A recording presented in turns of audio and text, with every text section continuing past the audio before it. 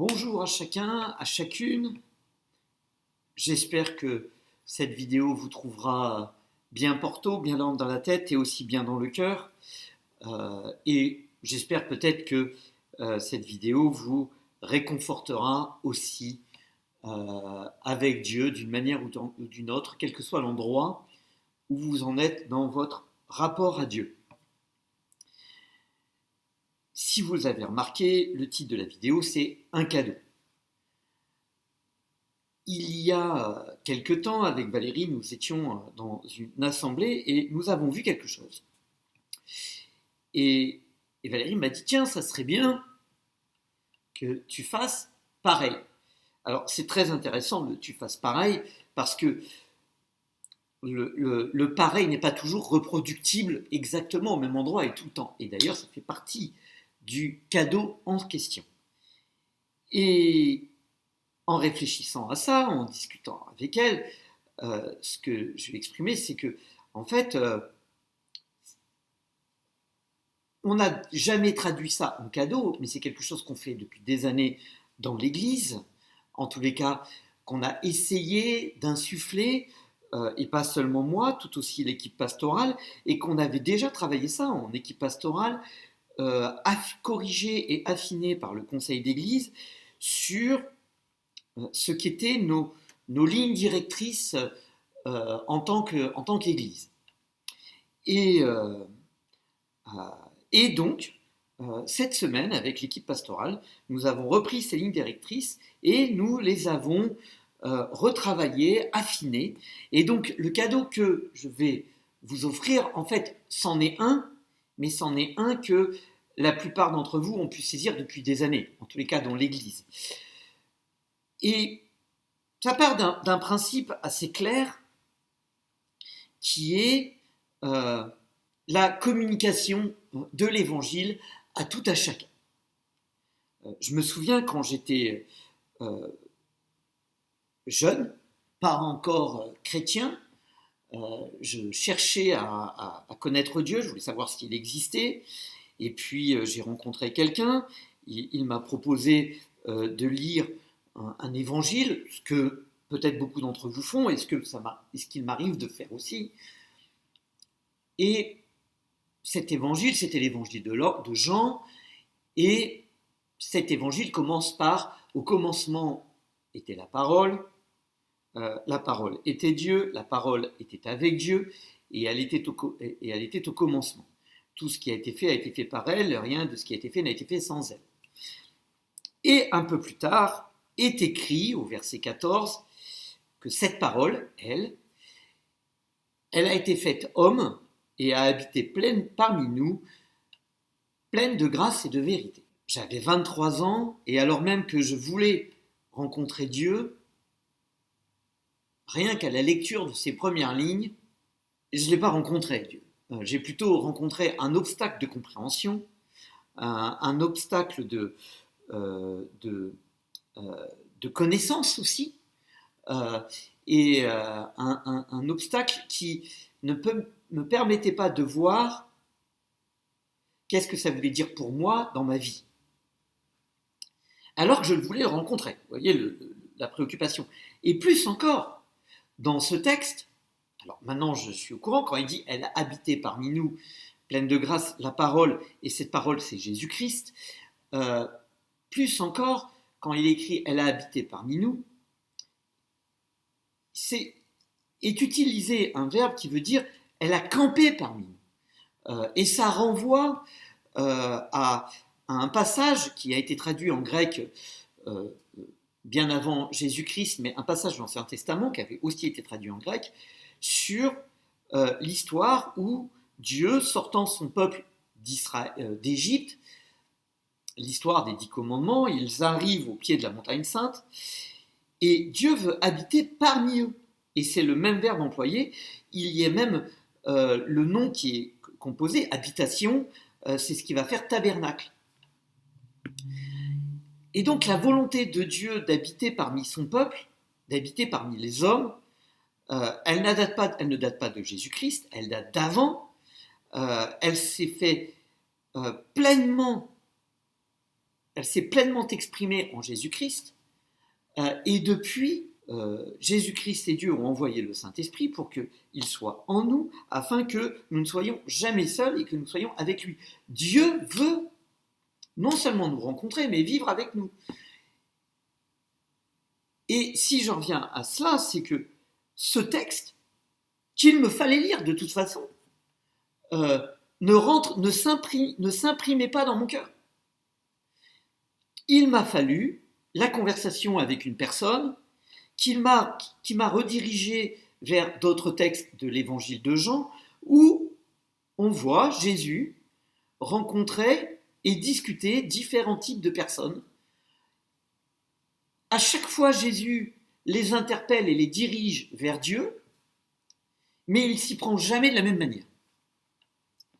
Et voici un point plutôt central que souvent il me faut expliquer dans l'Église, et autant l'expliquer maintenant directement en vidéo, quelques mois avant mon départ vers d'autres horizons, c'est que lorsqu'on me demande un outil ou un canevas pour accompagner quelqu'un vers l'évangile ou faire découvrir quelqu'un, pour faire découvrir l'évangile à quelqu'un, même si j'ai plusieurs méthodes dans ma bibliothèque, j'ai pas de canevas tout fait. J'encourage tout le temps la personne à se poser la question: où en est la personne avec qui je discute? De quoi a-t-elle besoin? Que veut-elle? Que cherche-t-elle? Et par quoi vais-je commencer afin qu'il y ait une rencontre, en fait? Et il est possible que parfois on confonde l'évangile avec un programme, avec une liste d'actions. Et quand je dis programme, je parle en tant qu'ancien informaticien, c'est des conversations que j'avais souvent avec des jeunes programmateurs, donc pas forcément avec des chrétiens. Ils arrivaient dans l'entreprise, ils regardaient le projet sur lequel l'équipe travaillait, et ils en arrivaient à dire: il aurait fallu utiliser tel outil, telle action, tel outil de développement, tel langage et tel truc. Il aurait fallu utiliser ça, parce qu'ils considéraient que c'était le meilleur outil, le meilleur procédé, la meilleure méthode. Bien souvent, moi ou d'autres, cela nous arrivait de les rediriger vers l'historique du logiciel, l'historique des choix faits, sachant que l'entreprise existait avant leur arrivée et qu'il y avait des choix qui avaient été faits, et les questions que eux se posaient s'étaient déjà posées par d'autres avant eux. Alors ils auraient très bien pu dire il fallait me le dire, ou alors ils auraient pu poser la question. Et le bug, c'est: on veut un logiciel qui fonctionne tout le temps. Sauf que le même logiciel extérieur ne va pas fonctionner de la même manière sur un système d'exploitation plutôt qu'un autre. Et même si nous sommes tous des êtres humains, l'autre a un système d'exploitation qui n'est pas le mien. L'autre a une histoire qui n'est pas la mienne. L'autre part de présupposés qui ne sont pas les miens, qui n'étaient pas les miens quand j'ai rencontré Jésus. Et donc, le logiciel que je voudrais lui injecter, ça ne marchera pas. Et il est bon que ça ne marche pas. Parce que ce n'est pas un logiciel. C'est une rencontre. Il a habité parmi nous. Et ce que Dieu veut encore faire. Timothée Keller écrit une phrase, quand il veut traduire un concept théologique, il écrit une phrase, c'est « Dieu parle ». Il ne parle pas dans le vide. Donc si Dieu parle, c'est un Dieu relationnel. C'est pas un Dieu de système, c'est un Dieu qui veut rentrer en relation avec nous. Et on en a tous conscience. Tous. Tout chrétien en a conscience. Sauf que dès qu'il veut produire quelque chose, il va chercher parfois le logiciel. Et c'est sécurisant un logiciel. Je sais que si j'appuie sur ce bouton, ça marchera comme ça. Sauf que l'autre est un être humain, ce n'est pas un logiciel. Je suis un être humain, pas un logiciel. Et je peux aller plus loin.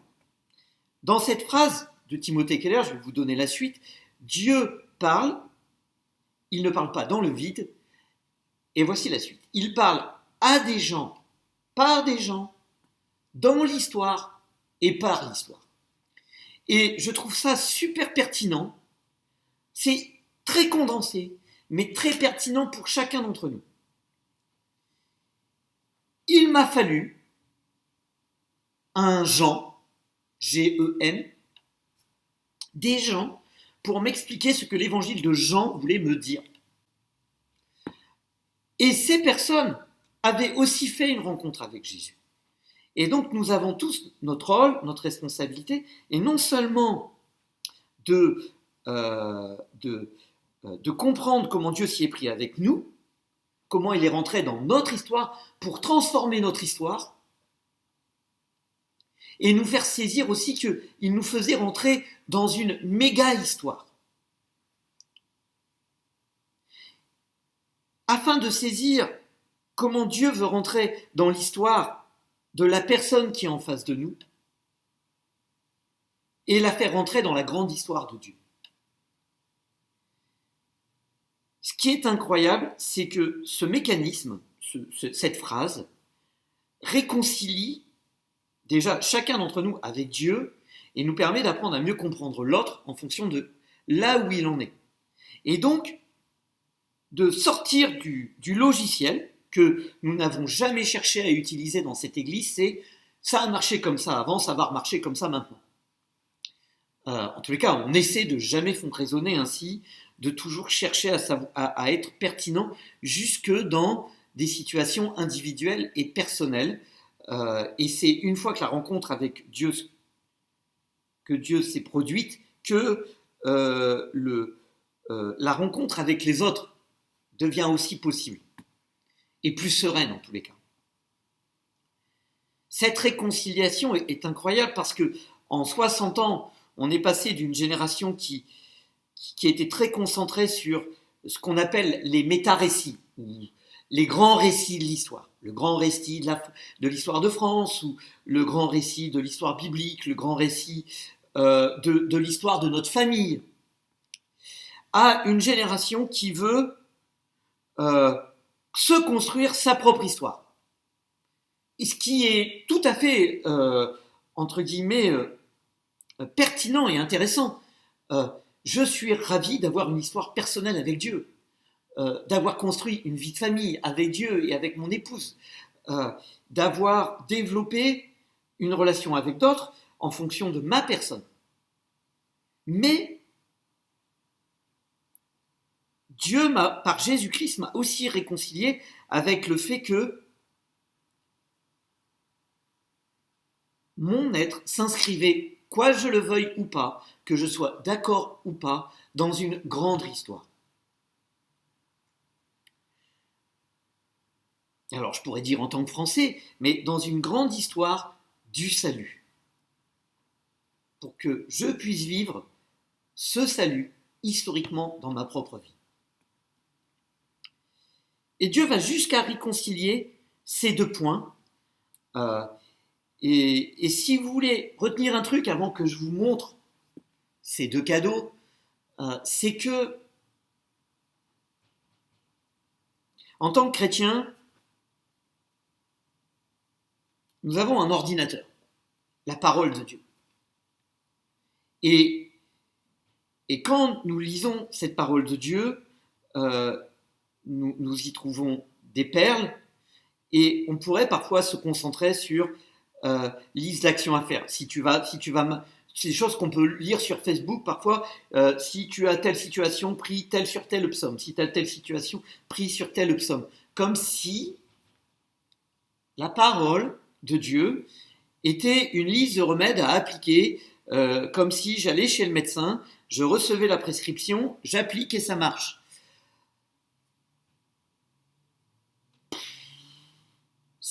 Dieu est tout puissant. et ça, ils peuvent faire en sorte que ça marche.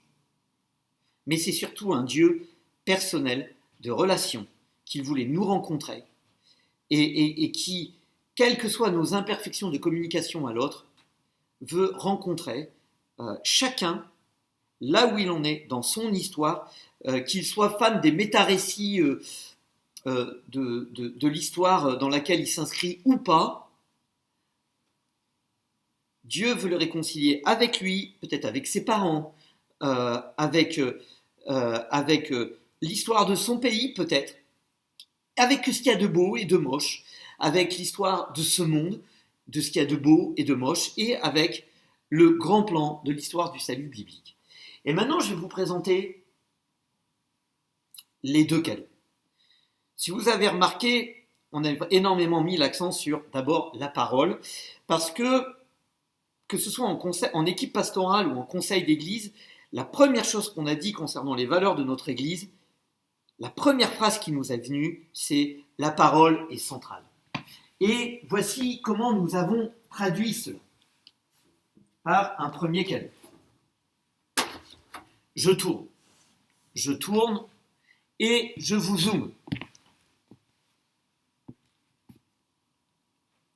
Pas sur moi, hein. Voilà. Vous verrez que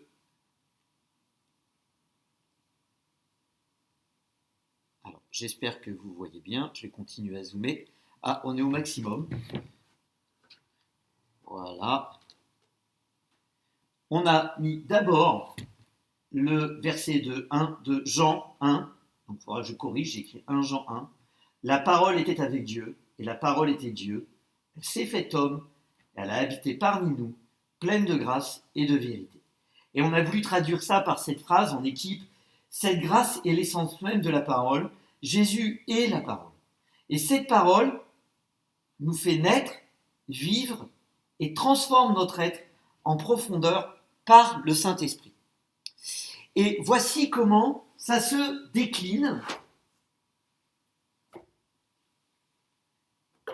en résumé de tout ce que j'ai annoncé. Dieu parle. Il parle à des gens, par des gens, dans l'histoire et par l'histoire. Dieu parle et agit dans notre histoire personnelle, car c'est un être relationnel. La parole est prolongée et pleinement incarnée et vivante en nous par la rencontre avec Jésus. Dieu nous invite donc à le laisser imprégner nos relations, notre savoir-être avant le savoir-faire. On se concentre davantage sur la relation que sur nos péripéties techniques, fonctionnelles, administratives, qui pourraient créer beaucoup plus de parasites qu'on ne le présuppose dans nos relations, parce qu'on ne fera jamais assez bien dans nos actions, alors que si l'on regarde ce que Dieu fait dans l'être de l'autre et ce qu'il fait dans notre être, on peut être tout le temps constamment encouragé et encourageant, réconforté et réconfortant, en regardant sans cesse ce qui s'est passé et ce qui se passe, et donc ce qui se passera encore, parce que c'est le même Dieu qui, s'il a agi, qui agira encore, qui transforme notre être. Et c'est le fait que nous changions. Cela va changer notre façon de faire. J'espère que ce cadeau qui est là pour être partagé, offert, vous est agréable. En tous les cas, à nous, en tant qu'équipe, cela nous était agréable de réfléchir, retravailler et au fond de se rendre compte qu'il n'y avait rien de nouveau. On n'a peut-être pas toujours réussi, mais on a toujours eu à cœur d'agir ainsi. L'être avant le faire, la parole avant l'action, les relations avant les œuvres. Et on a à cœur et cette équipe a à cœur de poursuivre ce regard, cette sensibilité et cette vision qui est celle de l'Église et que la plupart des personnes dans l'Église partagent d'une manière ou d'une autre et ont à cœur de partager. Je vous souhaite une bonne semaine. Je vous dis à très vite. Bon dimanche.